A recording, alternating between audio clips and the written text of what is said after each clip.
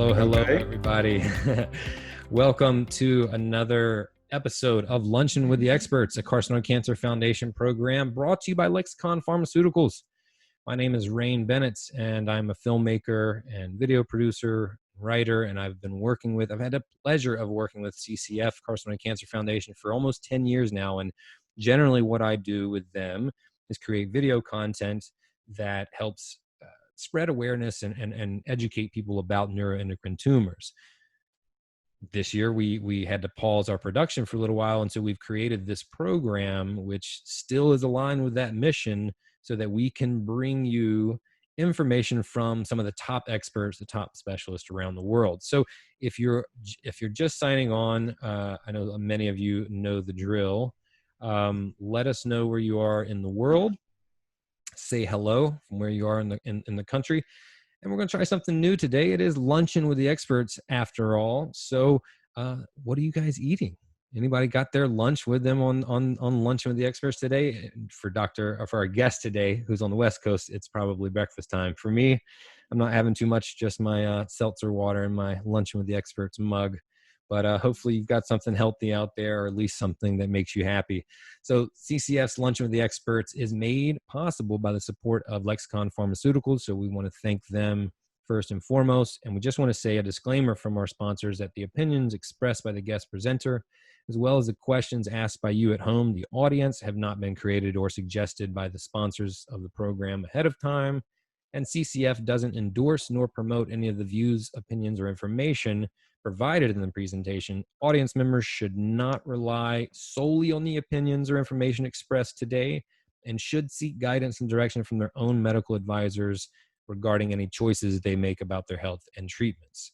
So today, our guest is Dr. David Metz. How are you, Dr. Metz? Good to see you. Good morning from the West Coast. Yeah, I'm doing fine. Thank you. It's a pleasure to be here. And also, Dr. Metz is on vacation, so we want to say thanks for his time. But he told me, which makes a lot of sense, this is probably the easiest way to get him to get an hour of his time. So we are grateful for that. Dr. Metz, could you tell the people at home a little bit about what you do, where you work, and how you serve the neuroendocrine tumor community?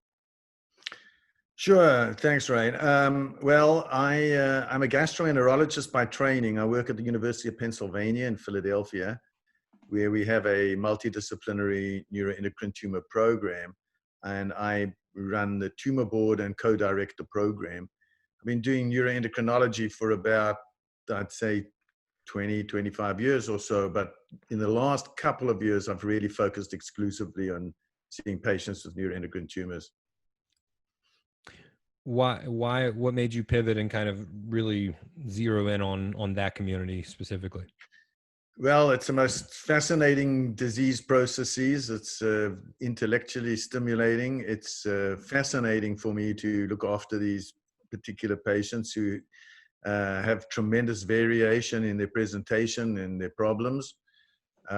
It's very, very varied. No two patients are ever the same. And I think it's an area that I wanted to sort of develop my expertise in. So as time's gone on, I've done less and less general gastroenterology and more of the neuroendocrinology, sort of interfacing between the initial diagnosis and possibly surgical approaches for potentially cure, all the way along to widely metastatic disease, which we obviously need, oncologists and nuclear physicians for. So we have a very broad program, and obviously the diagnosis is tricky enough, but once made, the management is very complicated. Well, let's put a pin in that. I definitely want to come back to that, and you're right. And there, this disease being as complex as it is part of the main reason why we do these programs. So I definitely want to learn more about that. And maybe that was your phone. Maybe hit that on silent for me, so you can still see it in case you have an emergency, but not the ding. So for everybody at home, today is Luncheon with the Experts. That's what we're doing today. And the goal is for a little bit deeper dive into the stories of each guest and how they impact the NET community. It's not topic driven, but obviously Dr. Metz and any of our guests have their areas of expertise. So I would definitely ask questions in that realm, but Dr. Metz has been kind enough to give us his time today without any limitations. He seems like a type of person where really nothing is out of bounds. So, so ask him any questions you have. And listen, we're going to try our best to get to all your questions, but we have a lot of people in attendance for these things, which makes us very happy, but that also means a lot of questions. So inevitably we won't be able to get to all of them with respect to Dr. Metz's time, as well as yours at home. So if we don't, just know we'll be doing these every week. You can come back, and if you have a follow-up question or are seeking more information from an answer you've gotten, I urge you to contact the Carcinoid Cancer Foundation. You can either message them privately here on their Facebook page, or you can also go to their website, carcinoid.org. And one other thing that that popped into my mind last week as we were broadcasting is one thing you could do to help me. If you see a comment or a question that you like, or you also have or would like the answer to, you can help me by essentially upvoting it by just liking it. And then that way, as I'm scrolling through and taking questions from the audience, I can see that it's in demand, because there's also conversations going on between you all, which I highly encourage. I love the community aspect here on Luncheon with the Experts. But that's just an easy way for me to see, like, oh, 7 people have liked this question. I definitely want to make sure that I get this one across. And finally, before we get started today, we know how challenging it is to be a NET patient, especially during 2020 and this time of the pandemic. And if you're seeking a diagnosis in this rare disease, so please know that CCF is here for you whenever, however you need us. And if you'd like to show your support in return for the programs like this that we provide, an easy way to do that is by texting the word experts to 1-914-380-7323. Again, that's experts to 914-380-7323. Every donation makes a difference. Often people think that, a small donation we might not even notice, but it really does help. And so that would help us continue to put these programs on. So we would thank you for that. That being said, let's get into today's program. I see that we have a lot of people saying hello. A lot of patients from Dr. Metz as well saying hello and telling me everything they're eating. A lot of fruit I'm seeing, which is good. Chicken salad with crackers. Tanya, that is right up my alley. Dr. Metz, I want to talk a little bit more about this thing that fascinates you so much about this disease. I hear this often. You're not really unique. You are very unique. Let me clarify. And special and all those great things. But I notice this a lot with doctors who specialize in this, is that it is unique challenges of this disease kind of drive them, the ability to make an impact drive them. Can we talk a little bit about a lot of our audience maybe just getting a diagnosis? Can we talk a little bit about what does make this disease unique compared to other types of cancers? So what is that thing that drives you to want to work into this and challenges you? Because I think that's where it's coming from. Yeah, well, so there are 2 aspects to that. The first one is the diagnosis and the variability of the presentation. So no 2 patients are the same. We always say that, but it's really true. In presentation, there are a myriad of ways that patients come to diagnosis. And there's a long delay on average before diagnosis is made. It's about a 5 to 7 year delay on average, according to studies. Obviously, if you've got a pancreatic primary, it's going to be different than if you have a small bowel primary or a lung primary or gastric primary, or rare locations like the testes, or I've seen primaries in the heart. So in terms of location, there's a big difference. In terms of products, the pancreatic neuroendocrine tumors, as you know, cause functional syndromes, multiple different kinds of syndromes, difficult to distinguish from multiple other diseases. So there's often a delay, even though you'd think it would be so typical. Small bowel tumors primarily produce a different syndrome, carcinoid syndrome. Many tumors are clinically silent. In other words, they don't produce a hormonal product to give a syndrome, but they ultimately give symptoms because of metastases and spread. If you catch people early enough, and that's obviously the aim here, you can potentially cure them with surgery. Many patients, however, present at a stage that they're widely metastatic. That is probably higher than other solid malignancies, but the difference is once you develop a widely metastatic neuroendocrine tumor, it means that you're going to have a chronic disease for a long time. I make the big distinction between adenocarcinoma of the pancreas versus, for example, neuroendocrine tumors of the pancreas of any types. The outcome is going to be much more benign in the long term, and therefore you have much more time to diagnose, manage, treat, keep patients healthy. And so the aim here is to have patients live with their disease for as long as you possibly can. And I like to tell people we'll grow old together. I'm actually getting old. So I'm now, as time goes on, you see patients initially that are always older than you. But as time goes on, that goes down. But anyway, my plan is to sort of, try and look at every patient individually, and then bring all the expertise we have to bear at a tumor board, which I think is an essential way to manage patients. And therefore, you get multiple inputs from multiple people with multiple expertise to try and design the ideal patient for Mr. Smith. There is no standard algorithm, as many of you out there would know. Getting the diagnosis doesn't sort of set you on a path that you're going to be following, and everybody goes a different route. So for me, it's the fascination of everybody being different. For you as a patient, it's tough to be with a very unusual, rare disease that most people run away from. So it's nice that we have centers around the country where there are really experts who work together in a interdisciplinary manner with other specialists. Absolutely. There's a lot to say to the points that you made. The first one that comes to mind for me, to just plus one your point about the tumor board. This is something that we've been diving deep into lately at CCF. In fact, we just released a couple of weeks ago one of our videos in the video series, which we shot before the pandemic happened, on multidisciplinary net centers. And so that is available now. You can go to the YouTube channel for Carcinoid Cancer Foundation, or here on the videos tab at the Facebook page. But it also makes me think of when you say, you're excited because each patient is different. My question is, what this makes me think of is, well, okay, you're combating something here, right? This is an opponent of sorts. And so when I used to box, my trainer would tell me to look for patterns in your opponent, right? And so if he always dropped his jab after he threw it, you knew there was an opening there. And so my question is, when no patient is the same, what challenges does it present to you? Because it seems like it'd be really difficult to see patterns and then set up your defense.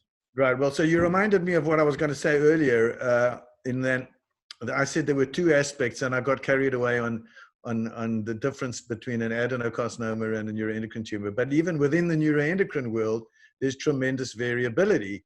So you do see patterns within disease states. So the carcinoid syndrome presents with flushing, diarrhea, abdominal pain, pellagra, maybe ultimately heart disease. Then the Zollinger-Ellison syndrome presents with abdominal pain, diarrhea, peptic ulcer disease. Insulinoma syndrome presents with excess insulin, so you get all shaky and you have an insulin shock kind of situation.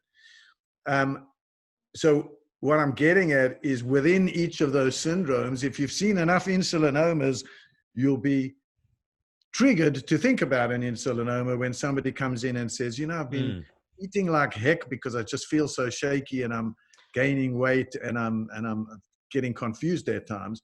Other doctors who haven't seen too many of those might say, well, maybe we've got a psychiatric patient on our hands, or maybe we've got a neurological deficit going on here.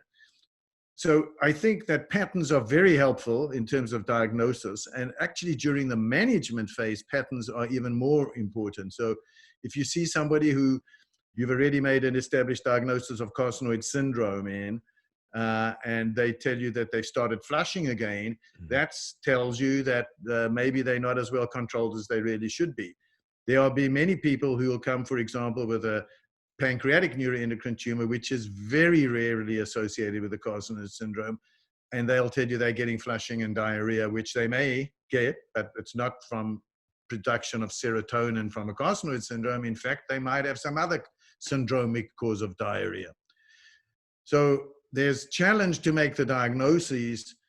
The patterns do exist. Recognizing them, I think, is a very important clue. that takes experience. And I think experience is something you can't really teach. It's just exposure with time. So it's very good to go and see a doc who's had an experience in treating these kind of disease states. Excellent point. Thank you for that. So I don't want to waste everybody's time because we have lots of comments already coming in. So let's go ahead and take some from the audience. First of all, Helen from Chicago and a close friend and patient of Dr. Metz says hello and has a question. Are you involved in any research trials?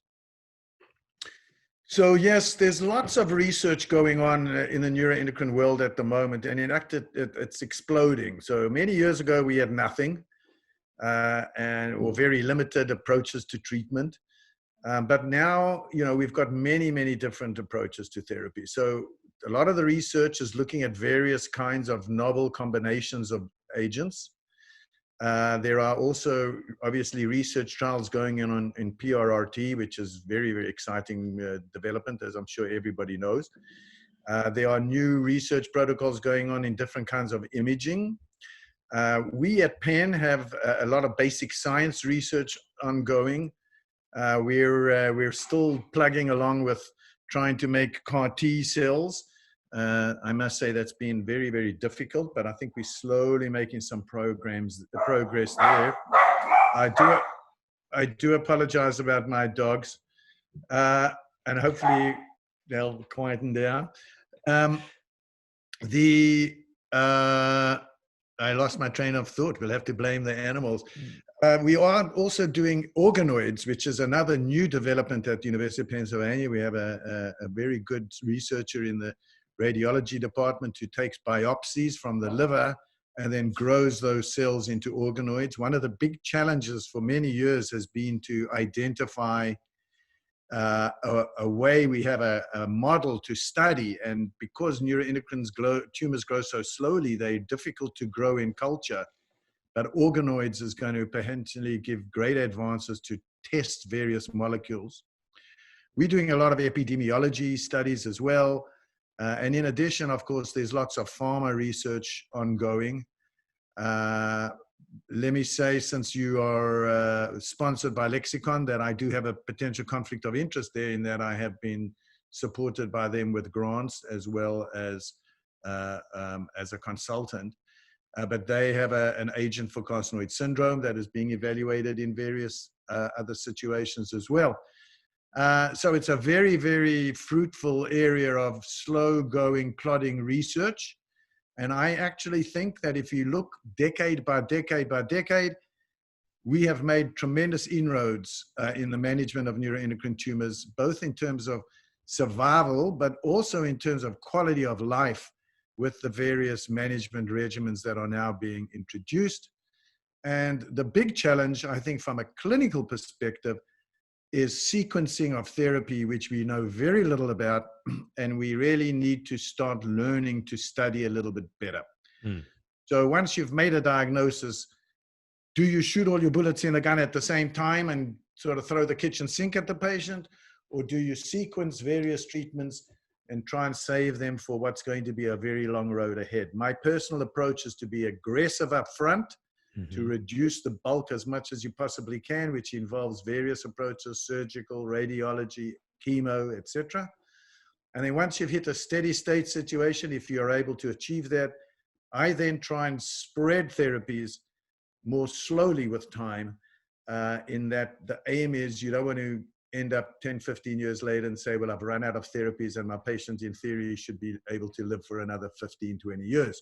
Right. There is an art in that, and there are no firm data on that. And that is a big area of unmet need that I think needs to be studied further. Lovely. I mean, that's, I've heard this before too, but not, you articulated it very well. So thank you for making that point. I think it's very important. Hey, Janice, it's your first time in an event. Welcome. Hello, Ellen, my friend. Good to see you. And we have a question from Pat, who is also a top fan of CCF. Hello, Pat. Can you offer any advice for a NET patient dealing with vomiting?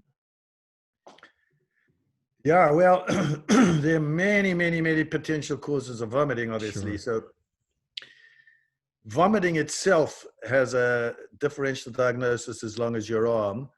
And let's just focus on the gastrointestinal issues as they relate to begin with. But if you have primary neuroendocrine tumor in the stomach, that will affect function in the stomach and may predispose to vomiting, especially if you've had a resection of the stomach, you don't empty and accommodate properly, that can predispose to vomiting.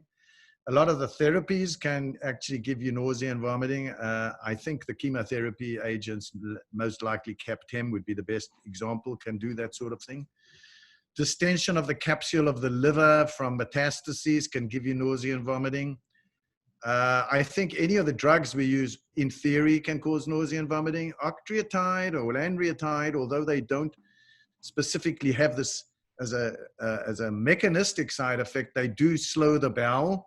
And so if you've slowed down the bowel, that can delay gastric emptying and predispose to nausea and vomiting. I actually, then of course there are multiple other, widespread causes. Metastases in the brain and raised intracranial pressure, migraines can cause more vomiting. So it may not be related at all. In terms of management of vomiting, I actually find that Zofran and its variations are that particular class of drug has the lowest effect on motility and is therefore very good as an anti-nauseant. Another drug called metoclopramide or Reglan has tremendous side effects and a lot of concerns about it, but actually I find it a very useful drug in that it works in two ways. In addition to preventing vomiting locally in the stomach, it also works in the brain and is a prokinetic and has a tremendously good effect for vomiting. So if you're willing to tolerate those potential side effects and there is a black box warning, I find Reglan a helpful drug. So those are my two usual major drugs for nausea and vomiting. Great. Thank you for that. Hopefully that helps, Pat, and hope you're doing well out there. Next question we have from Kathy, who says, what effect does PPI have on us and our nets going forward? And let's establish what PPI is as well, please. Well, I suppose the question is for proton pump inhibition. Proton pump inhibitors are tremendous drugs. They've really revolutionized the management of acid peptic disorders, and they are classically indicated for reflux disease, healing and prevention of peptic ulcer disease, and in the neuroendocrine world, especially for the management of the end organ effects of Zollinger-Ellison syndrome. In Zollinger-Ellison syndrome, which is usually a pancreatic or duodenal primary, often very small and difficult to find, the product is gastrin, which causes excessive acid secretion and overwhelming ulcer disease and diarrhea and belly pain. Proton pump inhibitors hit that final path of acid production. And so it's unique with ZE that you control the syndrome with a PPI, as opposed to in, say, carcinoid syndrome or vipoma or any of the other syndromes, you tend to control syndrome with a somatostatin analog like octreotide or lanreotide. That is because they cause many different symptoms in many different ways. But in ZE, all you really need to do is switch off the gastrin response, which is done with a PPI. Now, PPIs have been around a long time and they're very, very good, and I like them very much, although there are some potential risks associated. And if you don't have an indication for a PPI, you shouldn't be on a PPI. So PPIs are indicated for reflux disease, hypersecretory states, and prevention of non-steroidal gastropathy, which is ulceration from non-steroidals like Aleve or naproxen and those sort of agents. Many people take PPIs because people just give them PPIs. They think the side effect profile is low, and if you come with anything between, your neck and your belly button, you'll get a PPI as a way to sort of solve it. And so there are a lot of people who are on PPIs who should not necessarily be on them. And there's been a lot of literature over many, many years now looking at potential long-term effects of PPIs, which I think is what the questioner is going for. So if you have ZE, you need a PPI regardless. It's the only way to control you, and it's dangerous to avoid it. And in fact, every ZE patient should wear a medical alert bracelet that says PPI-dependent gastrinoma, so that if they get caught up in an accident, they don't stop their PPI and bleed. But other people don't necessarily need them, and you should only be on it if you have the indication. So all these side effects that have been studied now are mainly epidemiological studies looking at all sorts of risks like infections. Maybe that is true. By dropping acid, you might be predisposed to an infection. Low likelihood, but potentially true. We looked at bone disease very early on. It was a very low odds ratio. It spurned a cottage industry. Everybody and their mother is now studying the bad side effects of PPIs. I think, honestly, there's much confounding in those studies. The risks are low. If you need a PPI, you should be on it under appropriate care with a physician. If you don't need a PPI, you shouldn't be on it. And that is probably more important than what it does wrong to you. I think if you have ZE, there's no discussion, you have to be on it. There are many other neuroendocrine patients who should be on a PPI for various other indications, and that's to be discussed with a gastroenterologist. Awesome. Thank you. Hopefully that helps, Kathy. And if you're just joining us or joined us late, welcome to Luncheon with the Experts with today's guest, Dr. David Metz.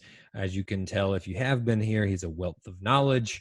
And so I hope you're learning like I have been already today. And if you have been getting good information from him, an easy way to visually let us know that we're doing our job is just to smash that like button or even the heart button or any of those emojis that they give you on Facebook now and let us know that we're doing a good job.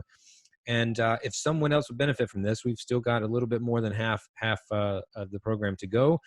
Go ahead and share this with them now. And if they're unable to watch or anyone you know is unable to watch right now, just know that this will live evergreen here on the videos tab on Carcinoid Cancer Foundation's Facebook page. And on Monday, it'll be posted on their YouTube for anyone who doesn't have Facebook. And the like buttons and heart buttons are flooding in right now, Dr. Metz. So clearly you're doing a great job because that's for you, my friend. That's not for me. Next question from Danette. We're moving forward. Any new treatment for inoperable mesenteric mass besides lanreotide and PRRT? So that's a good question, actually. So traditionally, the pancreatic neuroendocrine tumors have been responsive to chemotherapies, and the lower grade lesions are treated with CAPTEM, which I'm sure many people out there know about.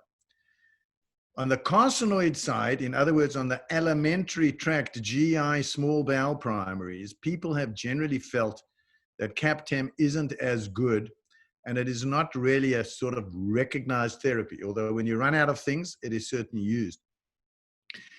The mesenteric masses that we're talking about is so you can have one or more primary tumors in the small bowel that spread to the mesentery, the lining of the peritoneum that supports the bowel so it can move around, but they have lymph nodes in it, and when they get metastatic and grow and clump together, they cause scarring and kinking in the bowels.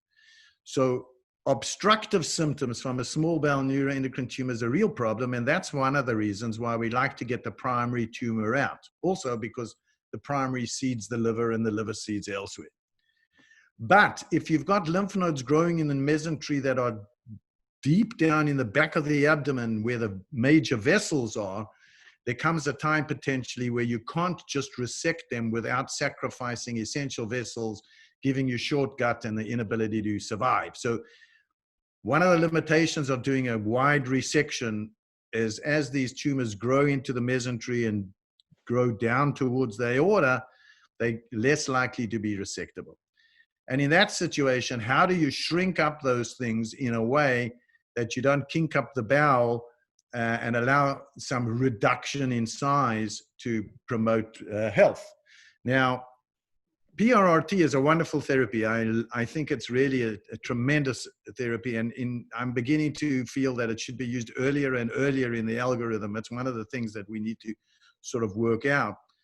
But one of its limitations is that it doesn't really shrink tumor very well, whereas CAPTEM does.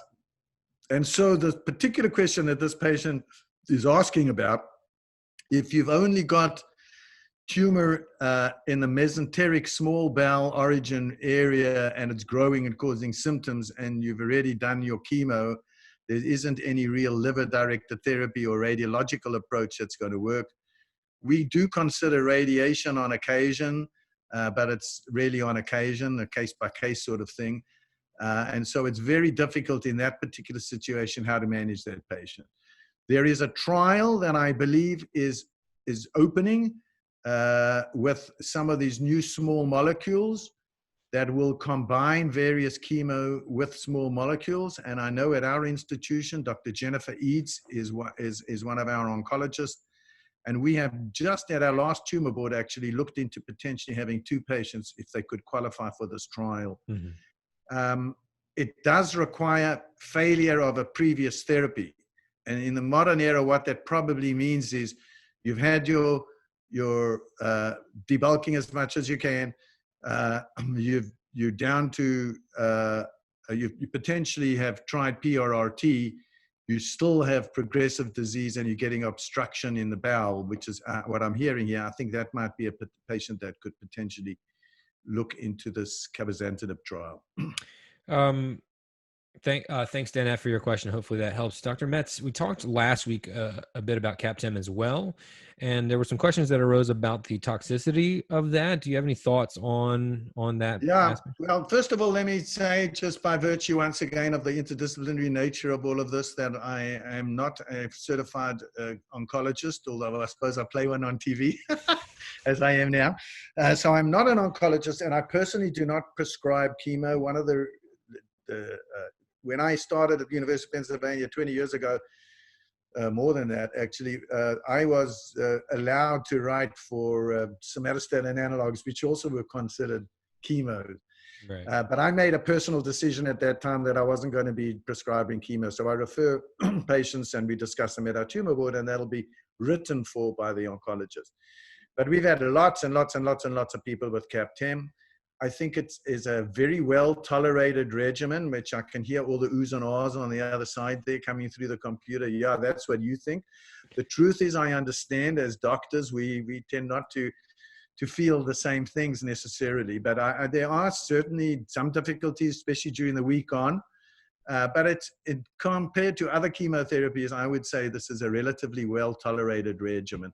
The concerns are that after you've been on CAP-10 for years, and I'm saying years, 2, 3, kind of years, that the oncologists get very, very anxious about long-term effects, such as cardiac suppression being the big one.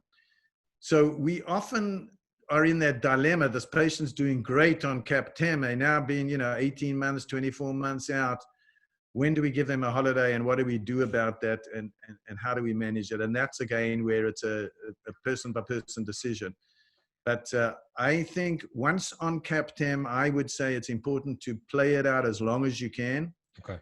And more often than not, in my experience, the doctors get anxious before the patients because we know the potential risks, and the patients are happy with the potential management thereof. So it's tricky. Great point. Thanks for mentioning that. Okay, next question from the audience. Annabelle. Hello, Annabelle. Hi, Dr. Metz. Can you speak to the kind of gastrointestinal complications that small intestine nets can cause? Wow. So have you got another hour? I suppose what we're going to talk about here, I'm going to try and just list for you the things that can happen that will affect the GI tract related in neuroendocrine tumors. We'll sort of focus on carcinoid, but I'll bring everything in. Okay. So the carcinoid syndrome itself causes secretory diarrhea and on occasion severe diarrhea and dehydration and electrolyte disturbances. You can control that by a somatostatin analog or with telotrestat ethyl. And that second drug requires the first on board before it is approved. Those sort of side effects, those sort of effects of the disease are relatively well managed usually with somatostatin analogs. On the rare occasion that you can't control it with medications, you can potentially consider debulking of the liver, which would be the usually site that's making all those products. When somebody has had surgery for a neuroendocrine tumor in the small bowel, they've lost the terminal ileum, which is an area of fat absorption. And primarily important is B12 absorption in that location, vitamin A, D, E, and K. And so, and as well, the circulation of bile salts. So by losing that terminal ileum, which is the usual location, you can get diarrhea from bile acid diarrhea. That's treated with cholestyramine. So not all diarrhea that is secretory is neuroendocrine induced. You can get bowel overgrowth because you've lost the terminal ileum that can cause all churning and bowel bacterial overgrowth and diarrhea on that basis. The ADEK deficiencies are not major, but you can sort of look for measure the clotting. That's an INR that tells you most about vitamin K status. In addition, of course, you can have a stricture where the two parts of the bowels are joined together, so you can get a recurrent obstruction. That's very unusual because surgeons usually do side-to-side anastomoses where they join the bowel together. On the pancreatic side, if you've lost part of your pancreas, you lose your ability to make exocrine pancreatic enzymes. I'm not talking about endocrine pancreas and diabetes. I'm talking about exocrine enzymes to help with digestion. And so you can have a diarrhea from malabsorption and maldigestion. Somatostatin analogs also inhibit the release of pancreatic enzymes. So they too, even if you have a small bowel tumor and you're on a somatostatin analog, you might have pancreatic insufficiency, which is treated with pancreatic enzymes.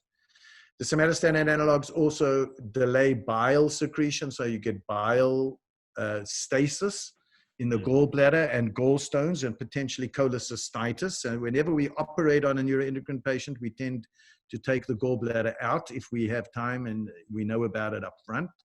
There are many patients, however, who have their gallbladders in that are still on somatostatin analogs, and we need to worry about that potential risk.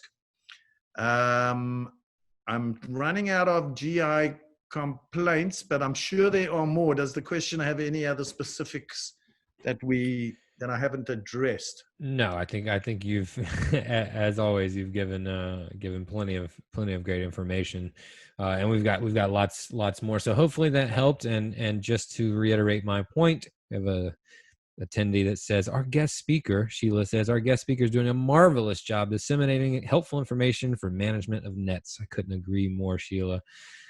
You're a rock star. Dr. Metz.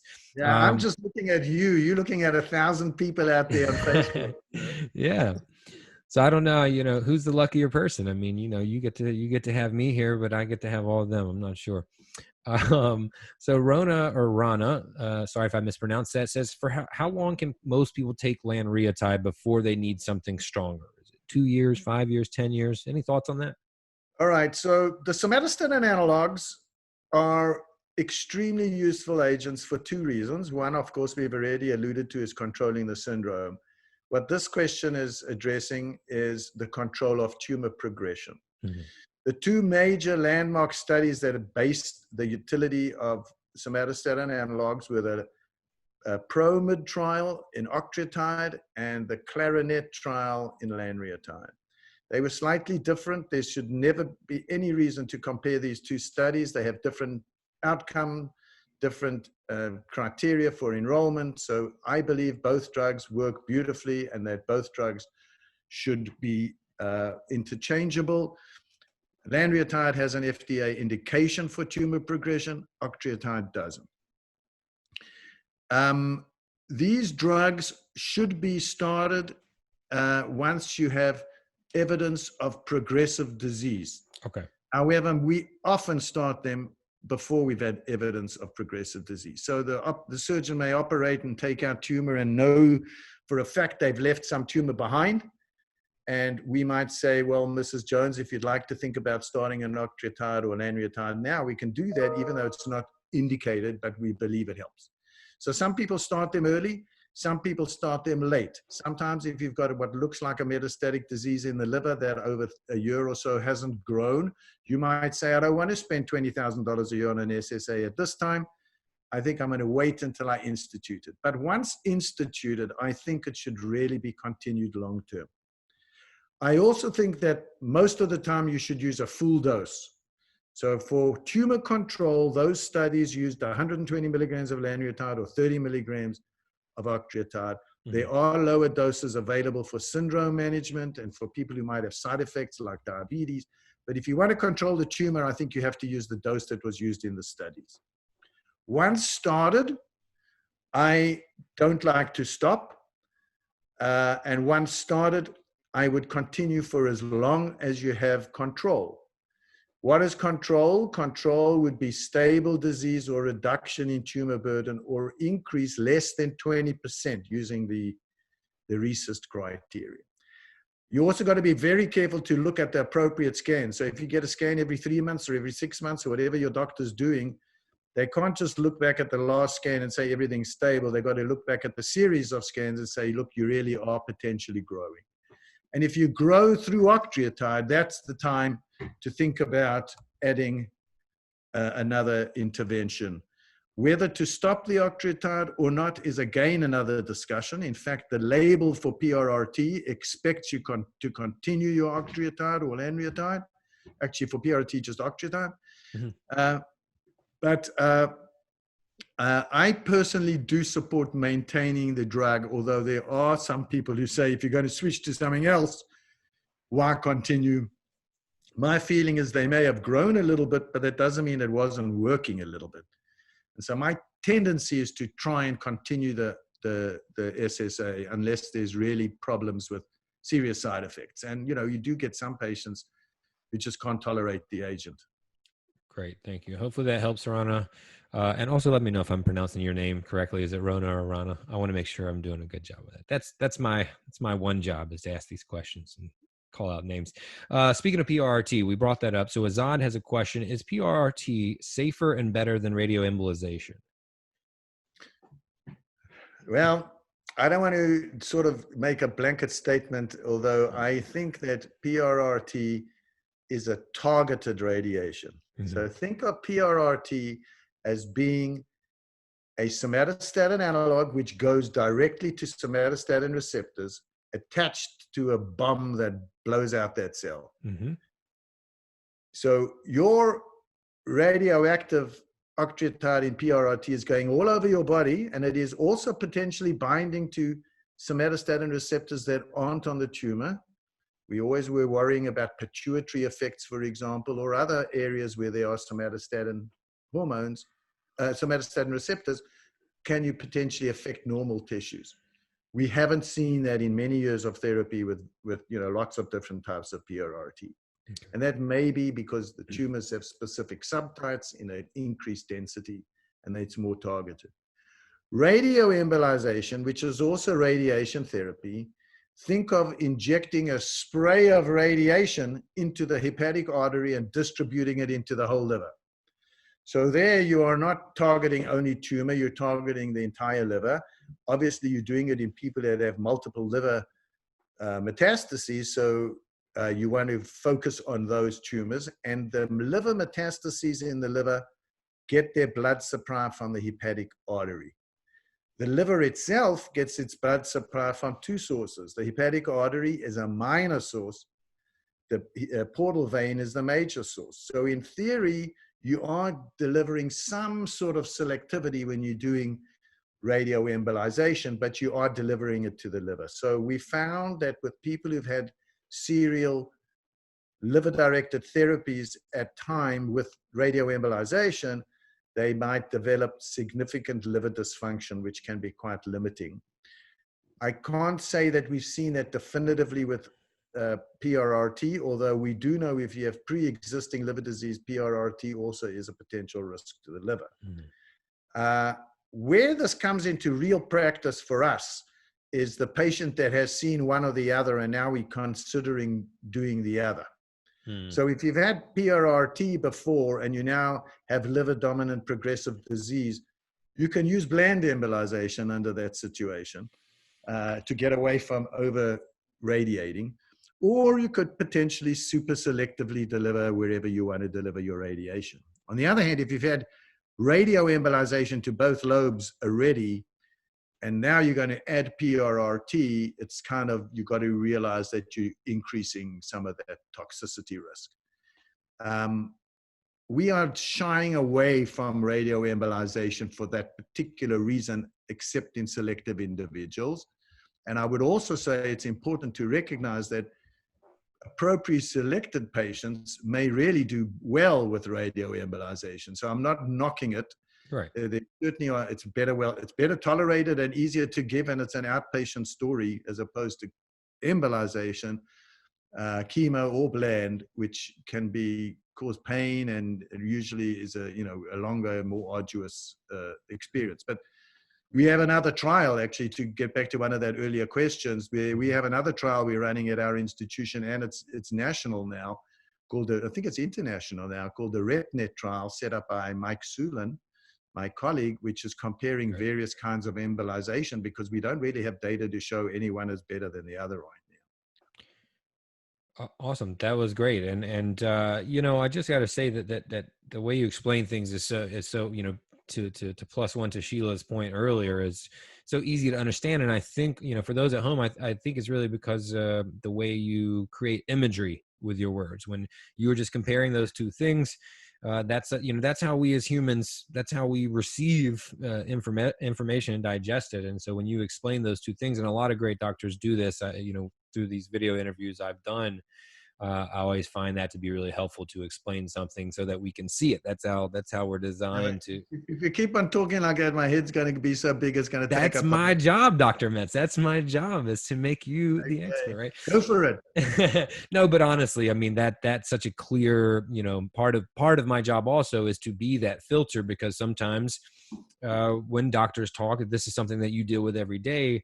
The information is base level for you, but for some of us, especially receiving it for the first time, it's hard to grasp these concepts. And so when you paint pictures with your words, it makes it a lot easier. And so I just wanted to commend you for that. That was great. So we have about 15 minutes left with Dr. Metz, who I'm having a great time with. I hope you all are as well. I see that we still have comments coming in, so we're going to keep working to get through them. And I'll urge you again to follow up with CCF if we don't get to your question, or if you have other questions you'd like to ask.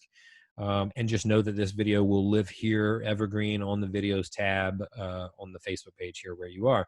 So I have a question from Linda about how rare are NETs in the appendix, and what is the potential disease process of this type of NET? So NETs of the appendix are not rare, actually. Okay. And they're often found incidentally at the time of an appendectomy for appendicitis. That's what I've heard, yeah. And when that happens, the question is, was the appendicitis from a fecalith? In other words, a little stone or something blocking the appendix and causing like a zit on the other end? Or was the obstruction actually caused by the neuroendocrine tumor that predisposed to the appendicitis? So if the tumor is at the tip of the appendix, it's usually a better sign. If it's at the base of the appendix where it might have caused the obstruction, it's more of a concern. And it's a very common problem that somebody will take out an appendix and they'll tell you there's a neuroendocrine tumor there, and oh my God, what are we going to do next? Because now we didn't know it was there before and we've taken it out, and have we cured the patient or not? So it's a very common problem that we get faced with, and that becomes a bit of a challenge in that you need to get the actual pathology specimens.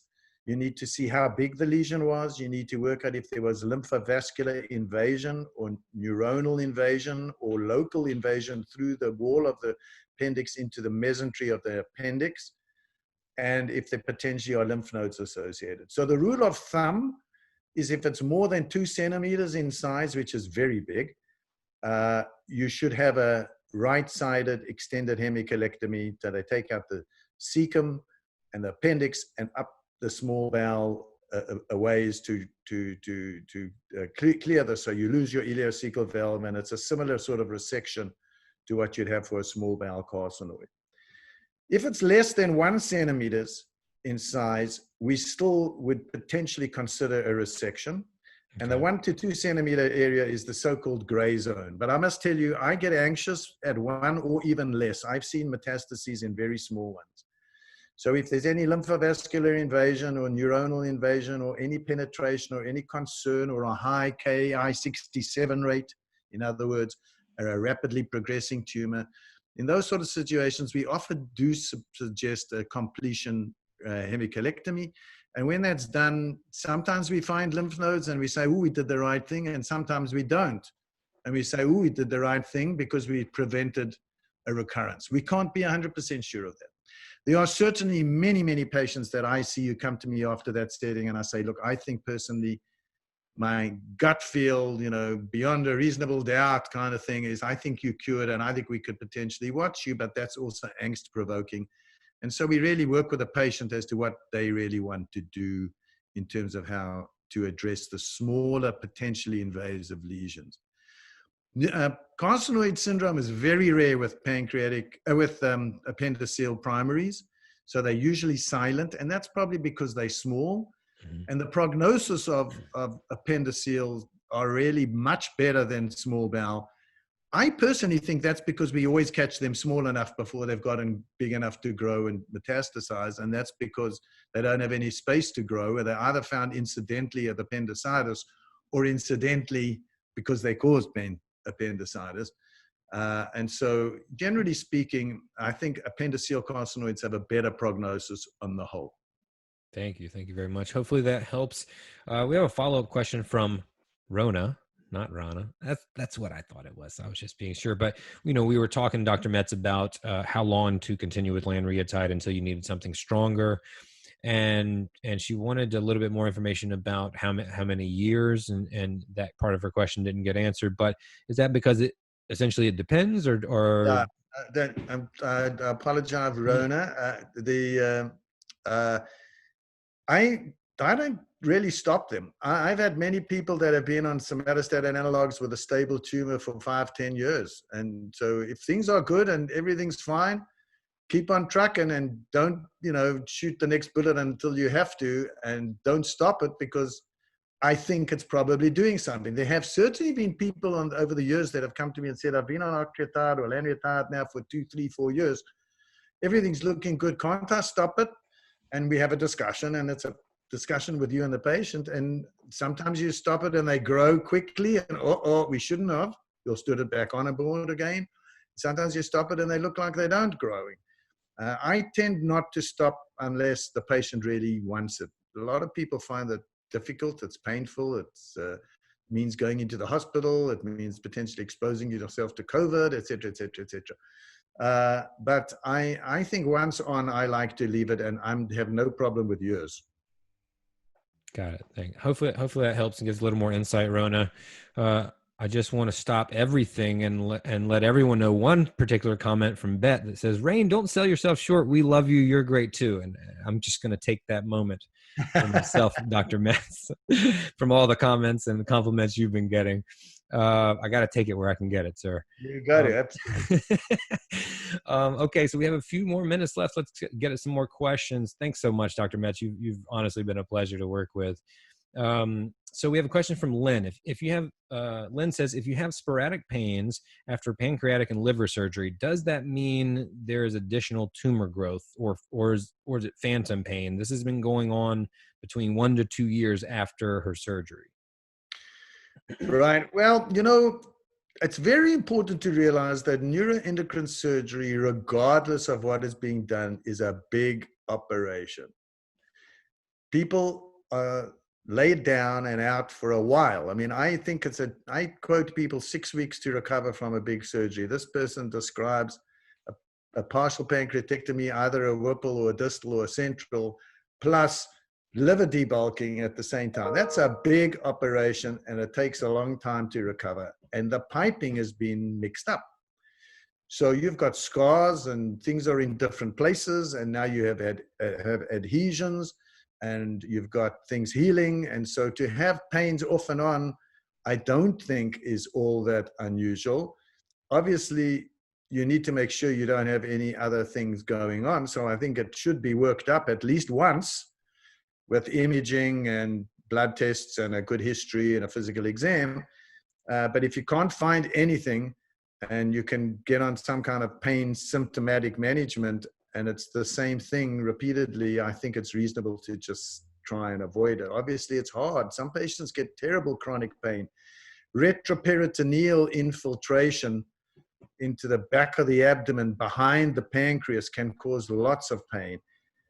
Pancreatic cancer, adenocarcinoma of the pancreas, one of the big issues is serious pain. And some of our patients do get retroperitoneal disease and back pain radiating through to the back, which is difficult to manage.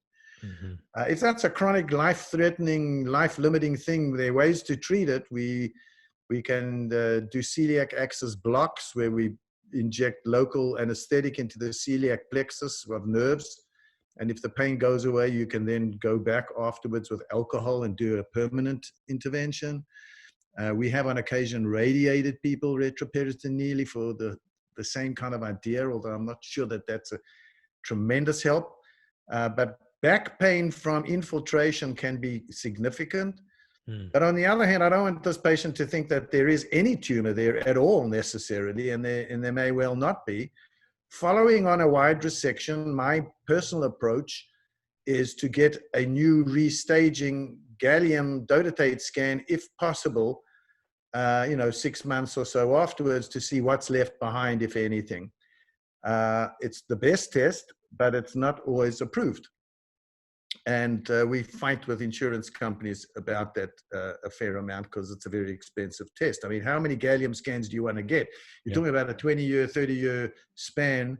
Are you going to get them every week, every year, every month? Mm-hmm. So I don't know the right answer to how often, but I think in this particular situation, if you have ongoing pain, you should have some kind of restaging to see, is it tumor related or is it something else? Great. Thank you. And thank you for your question, Len.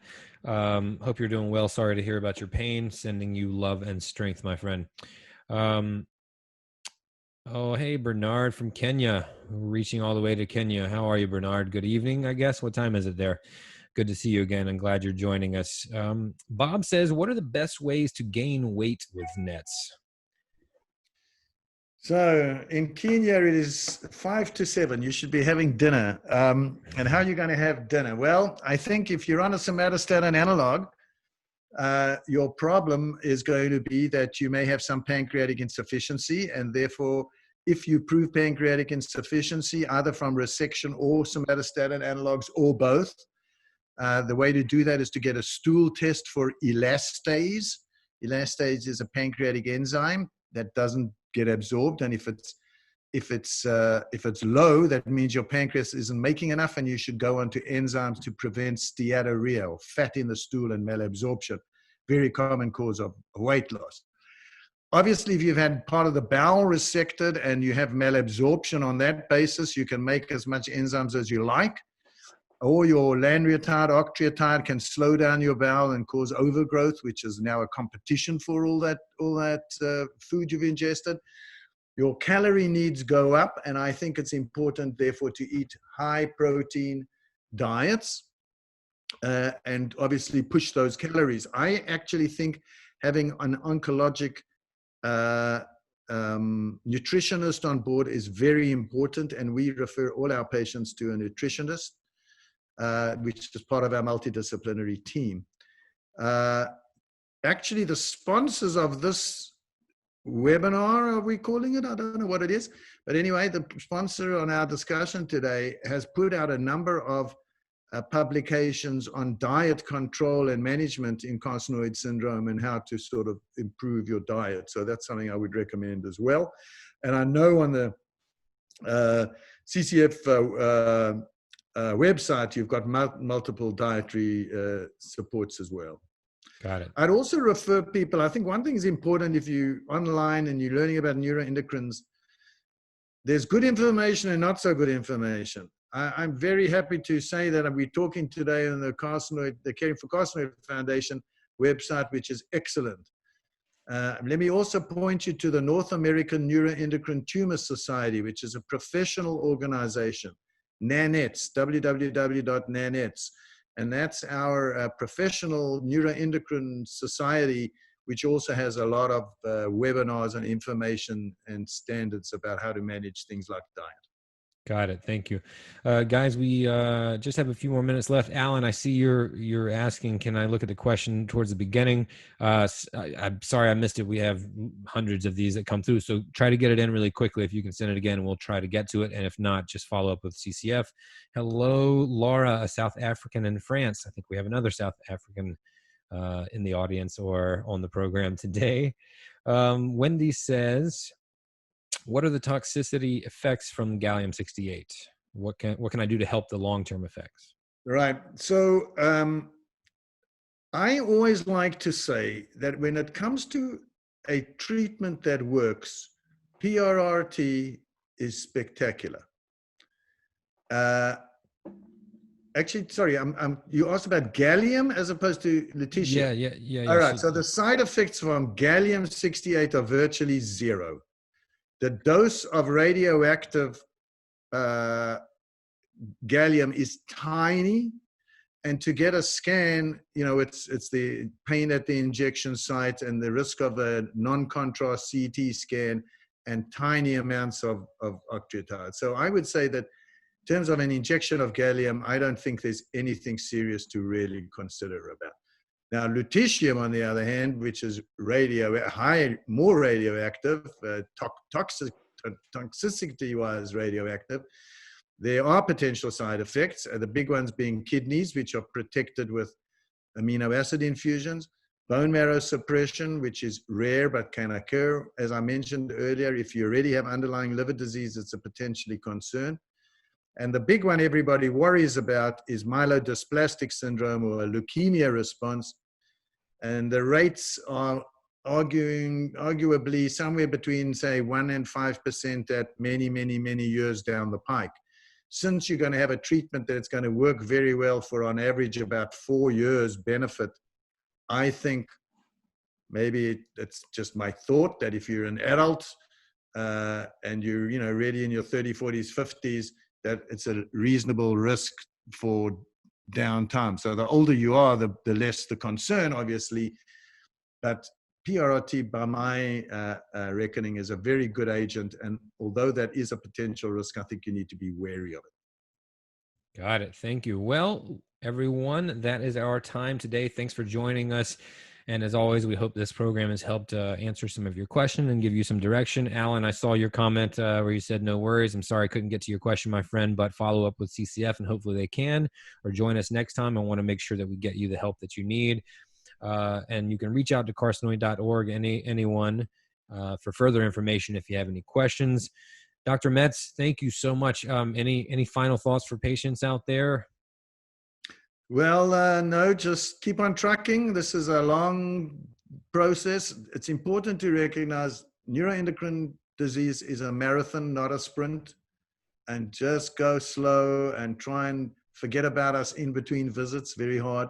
And let's just try and expand the survival such that you're living with a chronic disease as opposed to a life-threatening acute emergency. Lovely. Thank you very much. And if I could add to that, I would say reach out to this community. It is a lovely community, very supportive community, and people are very willing to help you in this journey. Thanks again to our presenting sponsor, Lexicon Pharmaceuticals. We could not do this program without you. And thanks to you all at home. Be healthy, be safe, everybody. Have a great day, and please join us next time for Lunch with the Experts. Bye-bye, everybody. Bye-bye. Thank you.